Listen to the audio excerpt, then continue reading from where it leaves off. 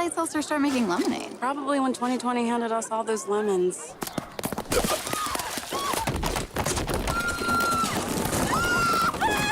New Bud Light Seltzer Lemonade, packed with lemonade flavor after a lemon of a year. Opponents? I've gone up against thousands. And there's an opponent we're all up against, COVID-19. But there's a way to beat it. Get vaccinated. So when it's your turn, roll up your sleeves. And let's get to the finish line together.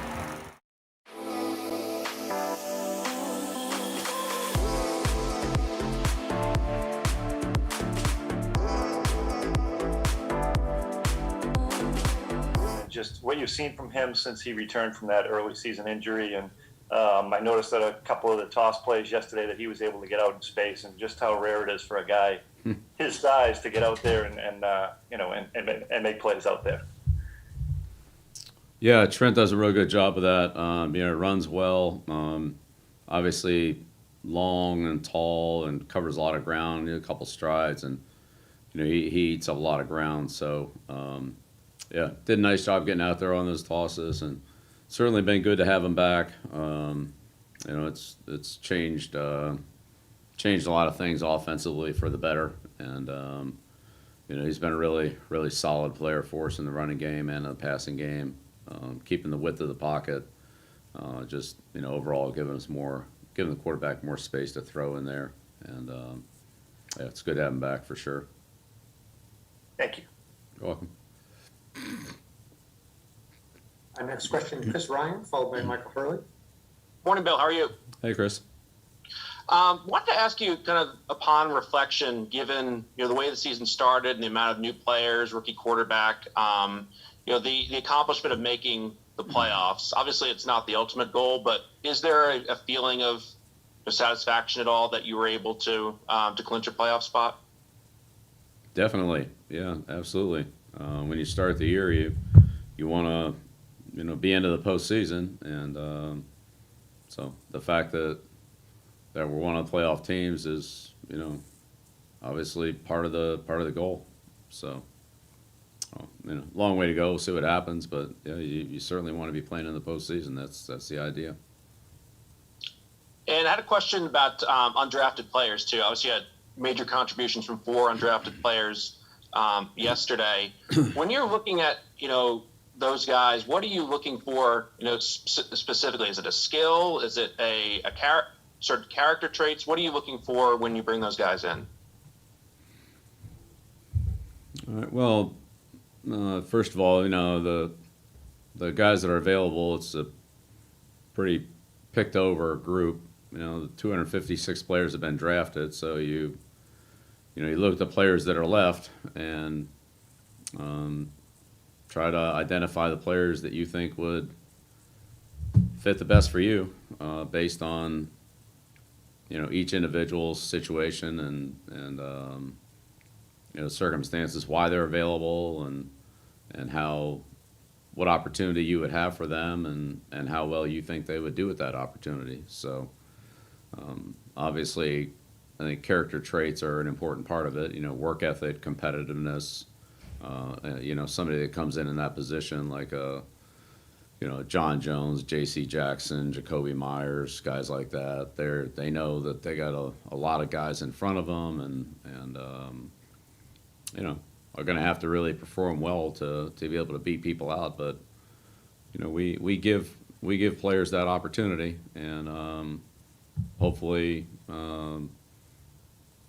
Players that are in that situation and agents that are in that situation recognize that if their player comes in and performs well, that we're going to give that player a chance and aren't afraid to put him on the roster based on the way he performs, not based on draft status or hype or something else. So, but certainly that willingness for those guys to come in and grind every day, start at the bottom, do the dirty jobs, work their way up, earn the trust, and which everybody has to do. It doesn't matter whether they're a draft choice, not a draft choice, a veteran, whatever. Everybody has to do that, but I think those guys know they got a little further to go, and so having that mentality is a big part of it. Thanks, Bill. Yeah, you're welcome, Chris. Next question, Michael Hurley, followed by Zach Cox. Hi, Bill. I just had a rules question related to the Miles Bryant penalty. It seems like one that sort of comes up sporadically throughout games. So I'm just wondering how you coach that, where it's sort of a natural occurrence in a tackle. How does that come into the coaching standpoint? All right. Well, the the rule is kind of based on the posture of the defender, and assuming that there's no helmet contact, that's when you hit the opponent in the head, that's a whole nother conversation. But just in terms of tackling, it's the posture of the player, and so I'll have to take a little closer look at the play. That'd probably be one to to make sure we understand. It seemed like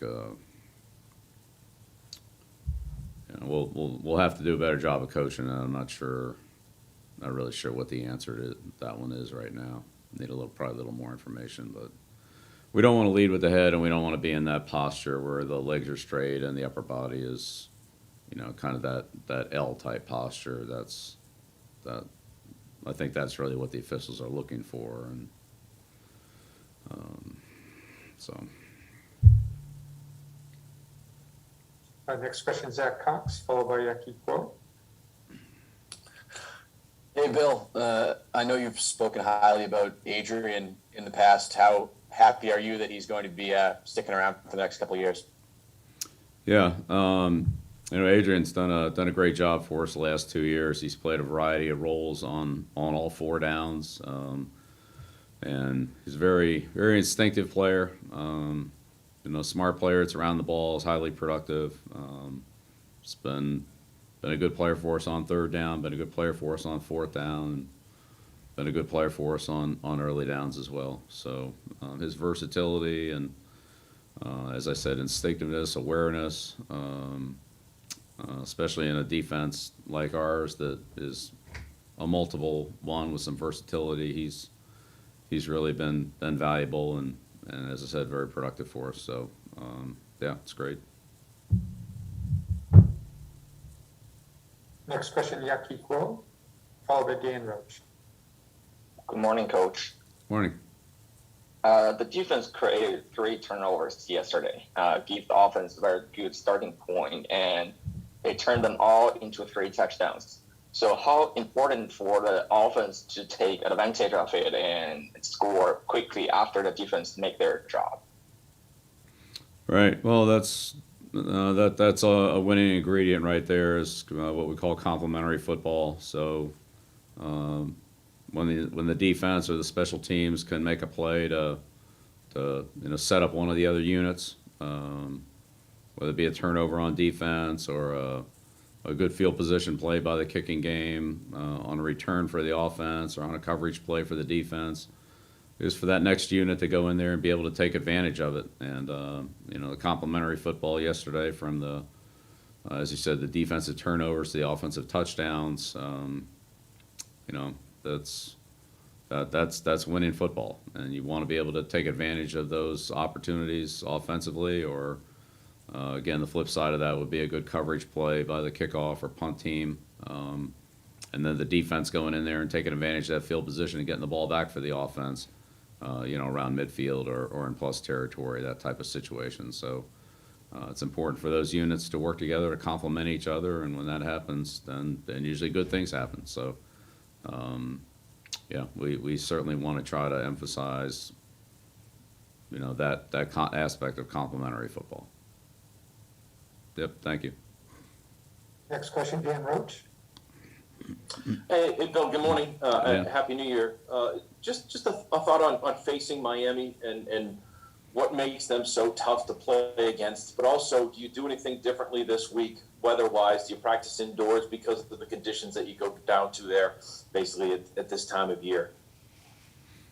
All right. Well, Dan, we'll do what we always do, is just evaluate this week's situation, on every level, like what's the best way to prepare our team and so forth. So we haven't really got to that point yet, to tell you the truth. Just finishing up the Jacksonville game, and we'll get through that with the players today, and then take some time tomorrow as a staff to kind of think about how we want to practice, how we want to, in total preparation, how to get the most out of the time that we have. And we have a basic schedule that we follow, but from week to week, that can vary based on the needs of that particular game, and where we feel like we might need maybe a little more work or maybe a little less work because maybe something that we normally work on doesn't look like it's going to come up as much this week. So you'd shift our focus and our preparation to maybe something that we feel like is more likely or more urgent. So those will all be things that we'll do starting tonight and tomorrow as we map out the week. But we'll try to take everything into consideration and do what's best for the team. Thanks. Looks like the final question will be Phil Perry.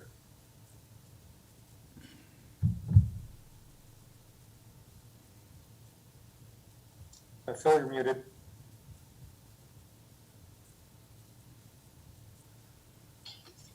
Sorry about that. Bill, I just wanted to ask you about Christian Wilkerson and just the decision to make him active, especially, with Nikhil going down. Is that a special teams consideration or what goes into that decision for you and the staff? Sorry about the background noise there. No worries. I can see you're multitasking here. So, not going real well. You can tell. Yeah, we've all been there. Will gave us some plays in the kicking game, and offensively, he's had a couple good weeks of practice and a good week this week, and felt like he, had earned the opportunity, and he made a couple plays yesterday to help the team. So it's really kind of a week to week thing on who we activate and who's at the game and who isn't and so forth. And certainly last week there was a lot of fluctuation on the roster, as you saw from the beginning of the week to who was on the roster to the end of the week, who came back onto the roster. But those were all unknowns as we went through it. So and that's a little bit the situation that all teams are in right now, and a little bit of this time of year. So we'll take it really day by day, but the decisions will be weekly. And Kristen did a good job of preparing all year as he has. Every week he works hard in practice and has improved a lot, both offensively and in the kicking game, and tried to take advantage of his opportunity yesterday. So that's always a good thing for players to get an opportunity and then be able to capitalize on it and show their teammates and the team that they can contribute. So that's kind of how it goes. Thanks, Bill. All right. Thanks, Coach. Thanks, everyone. Thank you.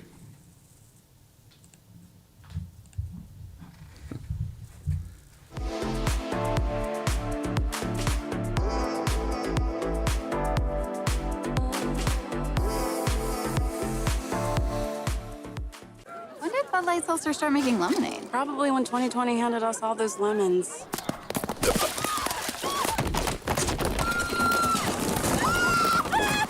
New Bud Light Seltzer Lemonade, packed with lemonade flavor after a lemon of a year. Opponents? I've gone up against thousands. And there's an opponent we're all up against, COVID-19. But there's a way to beat it. Get vaccinated. So when it's your turn, roll up your sleeves. And let's get to the finish line together.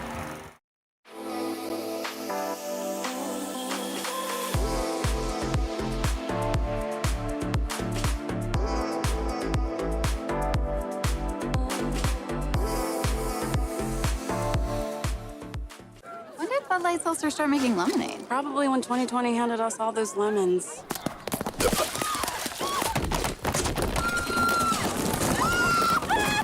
New Bud Light Seltzer Lemonade, packed with lemonade flavor after a lemon of a year. Opponents? I've gone up against thousands. And there's an opponent we're all up against, COVID-19. But there's a way to beat it. Get vaccinated. So when it's your turn, roll up your sleeves. And let's get to the finish line together.